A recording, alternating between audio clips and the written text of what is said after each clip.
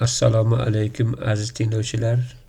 Bugun sizlarga hayotdagi eng oddiy yechimlarni ba'zan o'zimiz murakkablashtirib yuborishimiz haqida ibratli bir hikoya aytib beraman. Bir kuni shoh o'limiga hukm qilingan mahbusning oldiga kelib, unga dedi: "Senga vaqt beraman. Agar undan foydalana olsang, qutulib ketasan", dedi.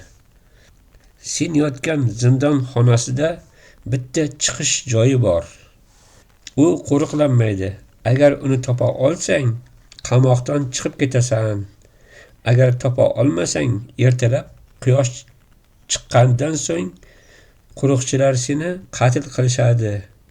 Qo'riqchilar mahbusning kishanlarini yechib, shoh bilan birga xonadan chiqib ketishdi.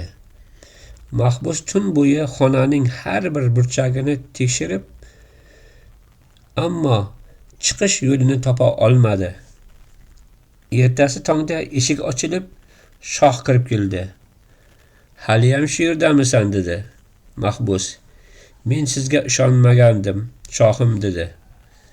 Shoh javob berdi: "Men rost gapirgan edim". Mahbus so'radi: "Unda aytgan chiqish joyingiz qayerda edi?" Shoh dedi: "Xonaning eshigi ochiq edi, qulflanmagan edi".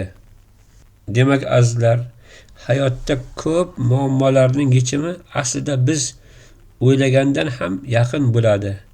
Ba'zan eshik ochiq turibdi, biz esa uni boshqa joylardan izlab qiynalamiz.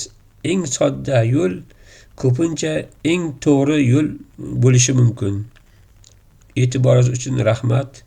Agar hikoya sizga manzur bo'lgan bo'lsa, videoga like bosing, izoh qoldiring va albatta kanalga obuna bo'ling.